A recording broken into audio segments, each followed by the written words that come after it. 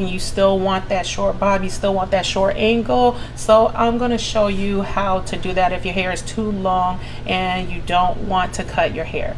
So simply braiding down the back part, not so that I don't have to do extra braids, because when you see the end, you're going to see that it is very full. I actually, and you see how I crocheted the hair in, I left that end of the braid loose so that I can use that to grip my first braid. So we're going to go ahead and braid it down, and we're going to tie the end. If you notice, I'm tying the end. With my braided bobs, I do the plait a little bit tighter.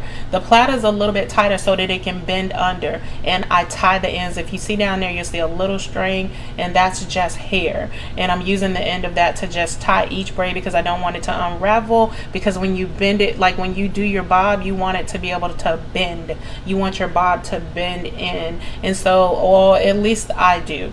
And so that's what I'm doing with these. If you see the bend, I'll check every now and then just to see it. That's just for me. I know that my braids are going to bend in the end. It's not, I'm trying to see if they bend. I just typically just do that. Just I'm sure other braiders do that as well.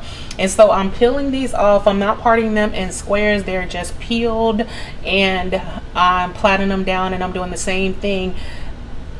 I'm just tying them on the very end. You'll get used to tying the ends. It's very easy. Once you're down at the end, you're just using a little piece, a little strand to tie it.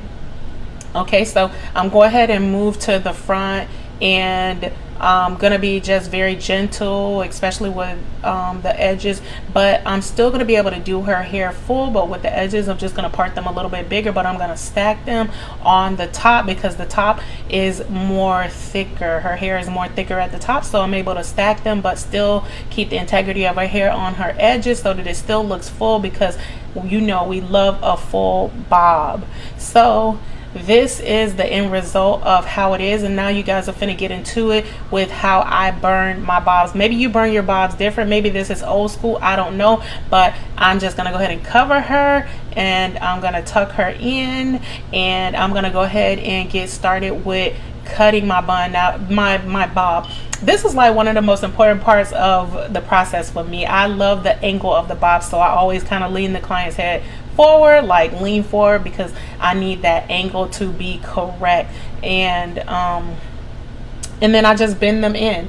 Once the end is burnt, it melts off, and I just rub it with my fingers and I bend it in. Now maybe you use a tool, maybe you use a different process. I noticed that some of the tools that they use that are kind of like scissors, they're like hot scissors, that they leave pointy ends on the side, and that's what I don't want. I want mine to have like a ball type end to them, but maybe you know a different way to do it. So at this point you can do something different. You can use the technique that you actually use to do your bobs.